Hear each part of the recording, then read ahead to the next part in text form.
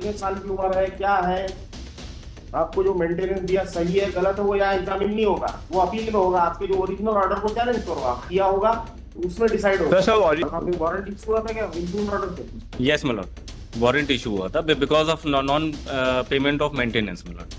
वकील साहब नहीं सर, मैं शुरू से वही केस लड़ता आया, इसलिए मैं निवेदन कर रहा हूँ। मेरी रिपोर्ट इसमें लगी हुई है। पिछले बार जो वकील साहब खड़े हुए थे, क्योंकि मैं इस पोजीशन में नहीं था कि मैं केस आर्गूमेंट्स कर सकूं, तो मैं आपसे ये निवेदन करना चाह रहा हूँ।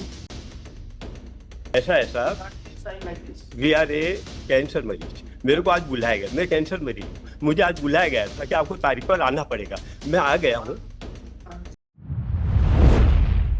Of the parties were directed, my lord. But this matter is arising out of maintenance order, my lord. And since 2010, my lord,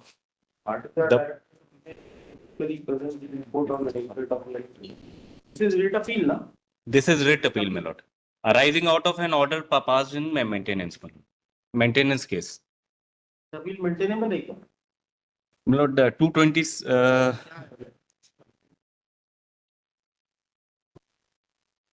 WP yes, my lord. WP थी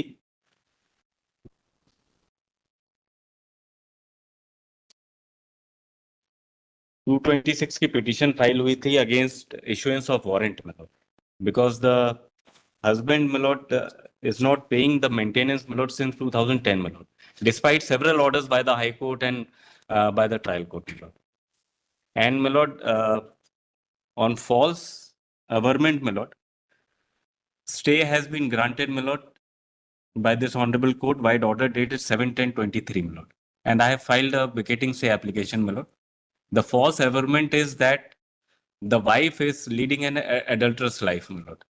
And I filed, my lord, concerned FIR and charge sheet that no. The issue is whether the warrants can be issued or not. Yes, my lord. That's right. Just said Yes. as held that warrants can be issued. Yes, my lord. This is the sole issue, my lord. If the husband is not paying, my lord, what other remedy does the court has, my lord? And the amount in question is not being disputed, my lord. So limitation would not be applicable Yes, my lord. because that is the recurring cause of action. Yes, my lord.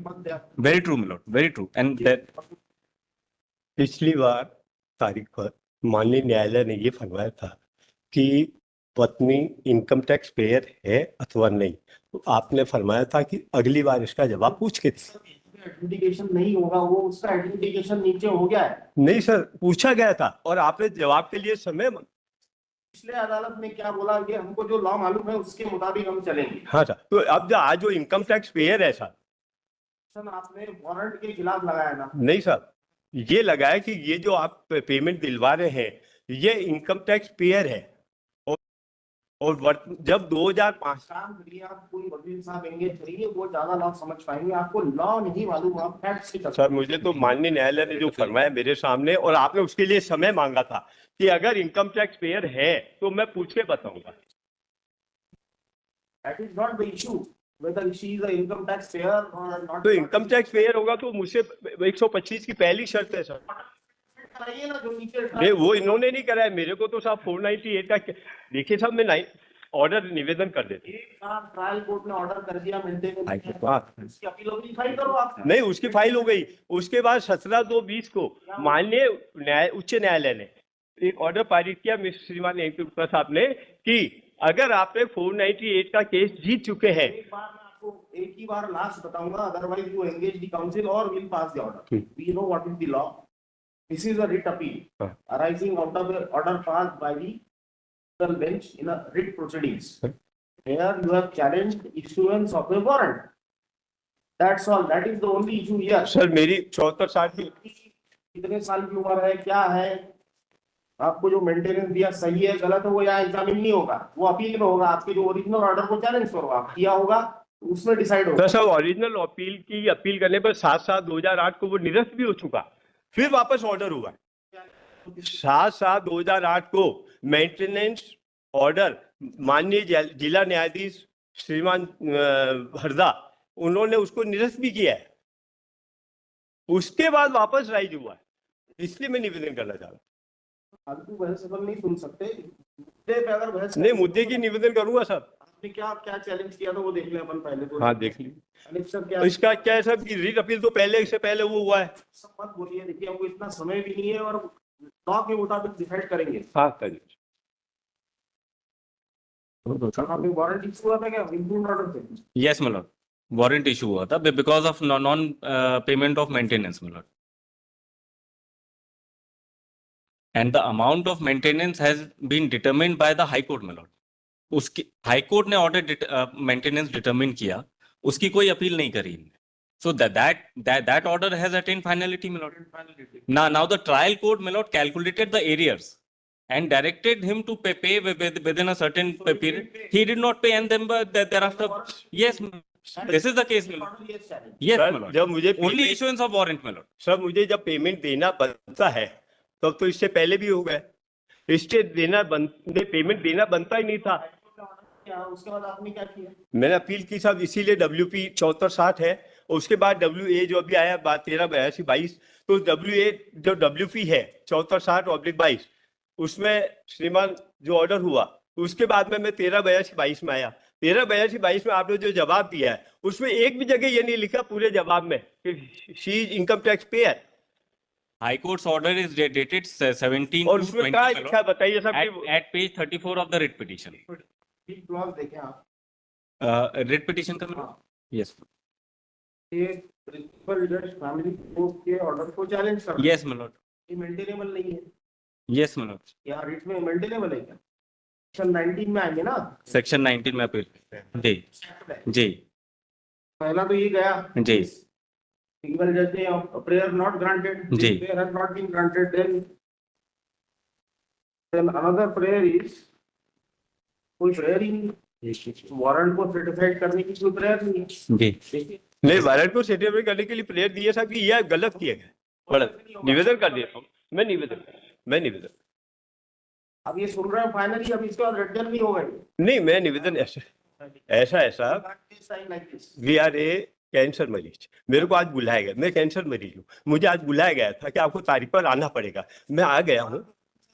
वकील साहब नहीं साहब, मैं शुरू से वही case लड़ता आया हूँ, इसलिए मैं निवेदन कर रहा हूँ। मेरी रिपोर्ट इसमें लगी हुई है। पिछली बार जो वकील साहब खड़े हुए थे, क्योंकि मैं इस पोजीशन में नहीं था कि मैं केस आर्गुमेंट्स कर सकूं, तो मैं आपसे ये निवेदन करना चाह रहा हूँ।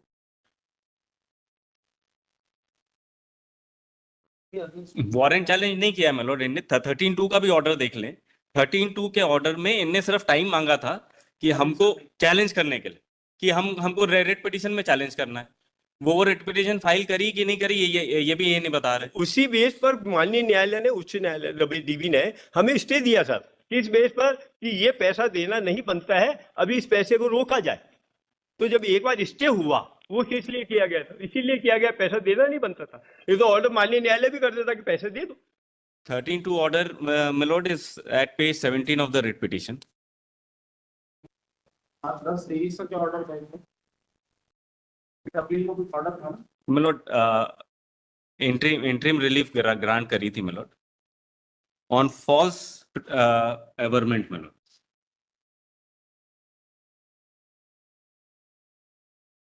Para 3 of this order may be seen. However, on hearing the party in person as well as learned counsel for the respondents, we are of the view that an interim order is required in this case, even relying on the observations made in para 8 of the order dated 17/2/2020. We do not find it expedient that it is appropriate in the given facts and circumstances of the case. Serious allegations of adultery has been made by the husband. Until and unless the same is decided, the question of paying maintenance would necessarily have to take a back seat.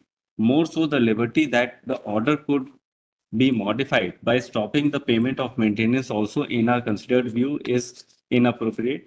The question of paying maintenance to an adulterous wife would not arise for consideration at all. Therefore, it is only just and necessary that the case for adultery be decided earlier. The complaint for adultery was filed on so and so. It is only a year thereafter that the petition under section 125 CRPC has been filed by the wife. Thereafter, my lord, liberty was given to me, my lord. to counter this allegation, my lord. So I have filed application for vacating stay, stating that this is a false allegation, my lord, and no charge. To that case. जी, Adultery. adultery का कोई case ही नहीं है, my lord. है sir. This is what I have shown in my vacating stay, my lord. Last order ये किया है कि एडल्ट्री, ऑर्डर छोड़िए, आप कुछ डॉक्यूमेंट बताइए। हाँ इसमें है साहब लगा हुआ, एडल्ट्री का केस फाइनल कराने के बाद आई है। My vacating stay में भी मैं तारीख देता हूँ sir. it was not maintainable, my lord. अगर आप इम्प्यून्ड ऑर्डर, जो रेट पिटीशन का इम्प्यून्ड ऑर्डर है, उसमें भी आ जाए मिलोड एक मिनट के लिए, page 17 of the rate petition, उसमें मांगा क्या है इनने?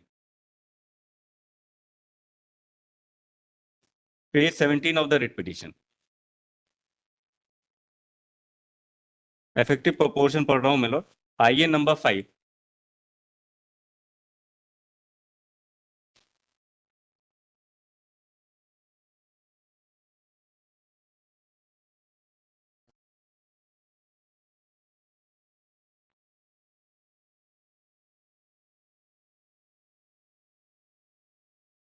केस पेंडिंग नहीं है ऐसा बता रहे हैं। सभी कहाँ? पेंडिंग पड़े, सभी केस एडल्ट्री का पेंडिंग है। मिलोड, Adultery pending है। एक पेंडिंग है, but that is not on adultery, not on adultery. नहीं milord, why doesn't he allow me to speak, my lord? He's interrupting. अच्छा ये पैरा पेज 17 पे आ गया। Page 17, my lord. This was the impugned order in the writ petition, my lord. आइए number 5 का तथ्य ये है कि अनावेदक द्वारा सौ रुपए का चेक जमा यस कहाँ पे? Milord in centre of the page, milord. आइए नंबर 5। हाँ ये नंबर 5। आइए नंबर 5 का तथ्य यह है कि अनावेदक द्वारा 100 रुपए का चेक जमा कराया गया था, जिसका संयोजन भरण पोषण की बकाया राशि में नहीं किया गया है। माननीय उच्च न्यायालय के निर्णय के अनुसार 1 वर्ष की भरण पोषण की राशि आवेदक गण प्राप्त करने का हकदार हैं, जबकि दिनांक 30/11/2010 से दिनांक 24/4/2012 तक भरण पोषण की राशि के दिलाए जाने का आदेश दिया गया है। अंतरिम भरण पोषण की राशि बकाया ना होने के बावजूद भी भरण पोषण दिलाए जाने का आदेश दिलाया गया है। भरण पोषण की राशि रिट याचिका प्रस्तुत कर स्थगन प्राप्त करना चाहता है। This was the prayer in the आईए number 5 that he wants to file a writ against the order directing him to pay a certain sum of money, करना चाहता है। इस आधार पर 2 माह का समय दिया जाने का अनुरोध किया गया है। This 2 months was declined by this order, my lord, और इसको चैलेंज किया है इन्होंने। Yes, my lord, 226 is not maintainable. At the most 227 पे आएंगे, उसके अगेंस्ट एट द मोस्ट, और उसके अगेंस्ट भी फिर rate appeal is not maintainable. Yes my lord, yes my lord। Further my lord, आवेदक गण की ओर से विद्वान अधिवक्ता ने यह प्रकट किया है कि अनावेदक अनावश्यक रूप से देय बकाया भरण पोषण की राशि का भुगतान को विलंब करने के आशय से बार बार आवेदन प्रस्तुत करता है। इस आधार पर आवेदक को निरस्त कर वसूली पूर्व वारंट जारी किए जाने का अनुरोध किया गया है। So this is not an interlocutory order. The order which they have challenged. Yes. Is it an interlocutory order? Yes, ma'am. I think so, ma'am.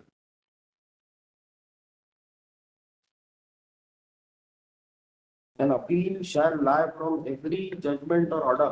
Yeah. Not being an interlocutory order of the family court to the high court, court of facts and on law. Yes, my lord. Section 19 बोलता है। So I think this is not. अच्छा, one of the IAs has been decided. Yes, my lord.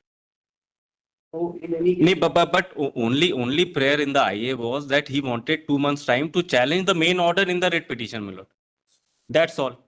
तो बात ही नहीं की। ये और दो महीने से जो ज्यादा ही हो गया। अब this was in 2021. See the application. Yes, my lord. Is that application? Yes, my lord. मैं निवेदन करना चाहता हूँ साहब। अरे थोड़ा सा आपको समझने दो, आप तो बता नहीं पाओगे। आपकी एप्लीकेशन किस बात की थी, क्या प्रेयर था, अब ये नई बातें आप यहाँ कोर्ट के सामने बोल के ऑर्डर ले लिया आपने, नहीं था, that was not the subject matter before the trial को। मैंने कोर्ट के सामने वही निवेदन किया जो सत्य था और रिकॉर्ड में है, चलता है आपको रिकॉर्ड से काम चलता है, रिकॉर्ड में है। मैं ये निवेदन करूँ, रिकॉर्ड में है, रिकॉर्ड बताता है। रिकॉर्ड में निवेदन करना चाहता हूँ साहब, 2 मिनट के लिए सुन लीजिए, मैं सुना देता हूँ। कोई देख रहे हैं अभी नहीं, आप 74-60 का पेज नंबर 73, 74, 75 पढ़ लीजिए, तो 4 लाइन में सारा चीज है। आदेश यहाँ चैलेंज किया है, दूसरी आईए किधर है? उसकी आइए कहाँ है क्या? नहीं रिकॉर्ड में नहीं है? नहीं रिकॉर्ड कहाँ है? उसमें हम आपका प्रेयर देखना चाहते हैं, यही है कि अडल्ट्री वाला केस चल रहा है, इसको ये नहीं है, आपकी प्रेयर है कि 2 महीने का समय दिया। यस नहीं नहीं, मेरी प्रेयर ये है साहब, एलएलडी का केस भी चल रहा है, 498 में जीत चुका हूँ, और माननीय उच्च न्यायालय ने 17/2/20 को ऑर्डर पारित करके ये फरमाया था कि अगर आप किसी भी फौजदारी मुकदमे में जीत चुके हैं तो आप मेंटेनेंस स्टॉक करा सके, और वो महिला ने किया था 498, और उसमें मैं 2015 में जीत चुका था। 2015 से अब तक मैं खाली यही निवेदन कर रहा हूँ। सर डिसाइड करना है इसको। माय अपॉलॉजीज, अंतरिम आवेदन जो निरस्त कर दिया गया, पेज 19 में है मिलोट, रेट पिटीशन की पेज 19 में, इसमें क्या लिखा हुआ है? इसमें लास्ट में इसके बाहर नहीं जाएंगे, आप कुछ भी बोलते रहिए, और पेज 20 को ही देखेंगे हम लोग बस। पहले दूसरे बेंच ने क्या ऑर्डर पास किया, that is a different matter. Yes. Now we are hearing finally page 20 milord, application for vacating stay. Yes milord, page 20 the relief clause milord. अतः प्रार्थना है कि माननीय उच्च न्यायालय रिट याचिका प्रस्तुत कर सघन आदेश लेने हेतु 2 माह का समय प्रदान किया जाने का आदेश पारित तब तक उक्त प्रकरण की कार्रवाई को स्थगित किया जाए। This was the limited prayer milord. इतनी लिमिटेड प्रेयर है आपकी सर, लिमिटेड इस बात में? सर, लिमिटेड कैसे? मैं निवेदन ये कर रहा हूँ।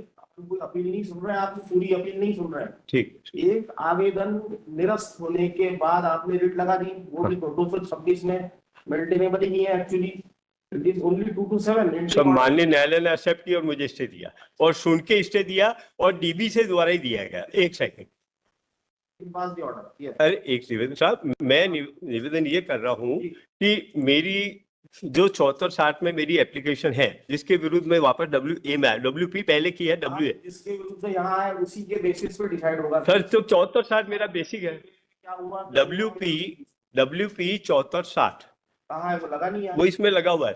डिसाइड हो गई ऑलरेडी। नहीं सर, वो डिसाइड हुआ तो इसी का तो पार्ट बना WA, वो रॉन्ग हुआ, उसी को मैंने चैलेंज किया, तो उसी को रिकॉर्ड इसके साथ लगा हुआ है श्रीमान। 2 केस है आपके लिए। हाँ, 2 केस, 58-38-2021। ये तो एक तो केस हो गया। हाँ एक तो हो गया मिलोट। क्या है? 74-60 दूसरे में माय फ्रेंड इज अपीयरिंग। 74-60 हमने 605 की सुनवाई कर ली, ठीक, तो देखते हैं विल पास द ऑर्डर। ठीक। अब बताइए 605 605 में मैं क्यों आया सर कि 74-60 इसके पीछे लगा WP करके डिसाइड करते हैं, आप अलग अलग केस क्यों फाइल करते नहीं, यही कह रहा हूँ सर। हैं? क्यों नहीं कर दिया? 605 भाई, वो अपन ने देख लिया एक ऑर्डर के खिलाफ है, उसको देखना है ऑर्डर लर्नेड सिंगल जज का ठीक है या नहीं है, बस इतना ही देखना उसको। बिल्कुल सर। उसके अलावा और स्कोप एनलार्ज नहीं कर सकते उसका। जैसा आप बोलेंगे कि एडल्ट्री देखो, ये देखो, वो केस पेंडिंग है, ये सब इसकी जरूरत ही नहीं है उसमें। तो सब में 74-60 में जो डॉक्यूमेंट्स लगाए मैंने, जो इस 1382-22 605/23 का जो बताइए, क्योंकि तभी सुन रहे हैं अपन, वो आपकी रिट पिटीशन तो डिसाइडेड है ऑलरेडी। वो अलग है सर, वो उसका केस नंबर 58-38/21। ये आपको जो निवेदन कर रहा हूँ सब, ये केस है 605/23 जो WA है, और इसका जो बेसिक है वो WP है, जो है 74-60/22, और उसके अंदर जो डॉक्यूमेंट गलत नंबर बता रहे हैं मिलोट, ये गलत नंबर बता रहे हैं। क्या बता रहे हैं? कोई बात नहीं, मैं वापस PVR में लिख दूंगा। अभी जो सुन रहे हैं, आपकी जो रिट अपील सुन रहे हैं, उसका नंबर है 1382 1382 है ना। ये अराइज हो रही है WP 74-60 74-60 है ना। मैं 74-60 को निवेदन करना चाहता हूँ। 74-60 का पेज नंबर 73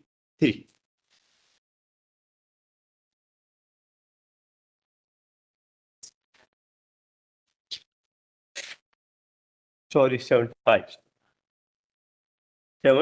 पैरा नंबर 11। ये भी वही है, सीटिंग एडजर्नमेंट इज यस वही। नहीं, पैरा नंबर 11 है साहब, इसमें लिखा है ये सही है कि मैं अपनी शादी के बाद अपने ससुराल ब्यावर में ही रही। ये कहना सही है कि मैं 1999 से आयकर दाता रही हूँ। ये कहना सही है कि मैं अलग की आय के स्रोत का कोई दस्तावेज पेश नहीं कर पाई। और सेकंड पेज 76 में श्रीमान साहब लिखा हुआ है, मुझे ध्यान नहीं कि मेरी आय 1990 से अशोक कोटाई से ज्यादा रही है। और साथ में 14 नंबर पैराग्राफ, यह कहना सही है कि मैं शादी के पहले शेयर मार्केट एवं यूटीआई का व्यापार करती थी। श्वेता कहा कि मैंने शेयर मार्केट एवं यूटीआई में पैसा लगाया था। यह कहना सही है कि मैंने अपील थोड़ी सुन रहे हैं, अपील के खिलाफ थोड़ी। सर डब्ल्यूपी जो है मेरा आधे पन्ने का आवेदन, उसके खिलाफ आप यहाँ आए हुए हैं। हाँ सर। टाइम मांग रहे थे आप वहाँ पे? नहीं, टाइम नहीं मैंने मांगा सर। ठीक है, अब आपको आवेदन पढ़ के सुनाता हूँ। मैं कैंसर मेरी था, मैं इतना तेज बोल अभी भी नहीं बोल पा रहा हूँ, पर चूंकि आप फरमा रहे हैं वो बोल पा रहा हूँ। पर मेरा निवेदन ये है कि अगर वास्तविक रियल डॉक्यूमेंट जो रिकॉर्ड में है वो तो श्रीमान निवेदन करूंगा ना। तो देखने की जरूरत ही नहीं है। आपने क्या एप्लीकेशन क्या लगाया? रिजेक्ट कि- आइए number 2 moved by the present petitioner seeking adjournment of the proceedings pending before the learned family court. Yes. अब ये learned single judge बोलते हैं, I have filed the order refusing to adjourn the matter in regard to recovery of arrears of maintenance payable to the wife and children merely on the ground of pendency of some other criminal case.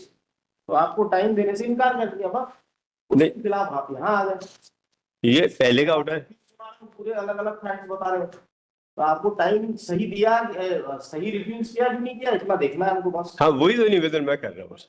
तो वो जब निवेदन कर रहा हूँ कि जब वो उन्होंने गलत निर्णय दे दिया, मुझे टाइम मैंने किस लिए मांगा? गलत निर्णय दे दिए तो उसकी अपील होती है। नहीं कर रहा हूँ सर, WA इसीलिए 605 जो है, WA में आपने सिर्फ वो आवेदन 1382 22। चैलेंज किया है बस। हाँ तो मेंटेनेंस देने का वो यहाँ नहीं चैलेंज है। नहीं है सर, देखिए पढ़ देता हूँ। अरे सब देख लिया, इतना आपको बिना बोले बिना पढ़े बोलते ही नहीं हमने। सर मैं निवेदन कर दूं? आप चाहते हो सब प्रकार के ऑर्डर सर्टिफाइड हो जाएंगे? नहीं सर, देखिए सर पेज नंबर 12 और उसमें 7-1 काउंसिल एंगेज कर रहा है तो आप कुछ बेनिफिट मिलेगा, समझा ही नहीं, कुछ नहीं हो सकता इसमें। सब समय दे दीजिए, मैं थोड़ा इतना ज्यादा बोल पाऊँ। समय वाला काम ही नहीं यार, सुनना। तो फिर मैं आप सुना निवेदन कर देता हूं sir, that this honourable court में kindly to please to direct the learn court below the pass appropriate order and application detail 16/12/20 and compliance to the order of this honourable court 17/2/20 in which this honourable court had disciplinary orders मत छोड़ो court के, यहाँ के हमारे, तो आपने जो बोला कोर्ट में लिखवा दिया और पास कर दिया ऑर्डर विदाउट, मतलब अब जब नहीं मेरा नहीं, ये मेरी प्रेयर है sir, this is my prayer. आपने कहा प्रेयर है, वो बताओ तो मैं निवेदन वो कर रहा हूँ। Your prayer reserve, yes. All right.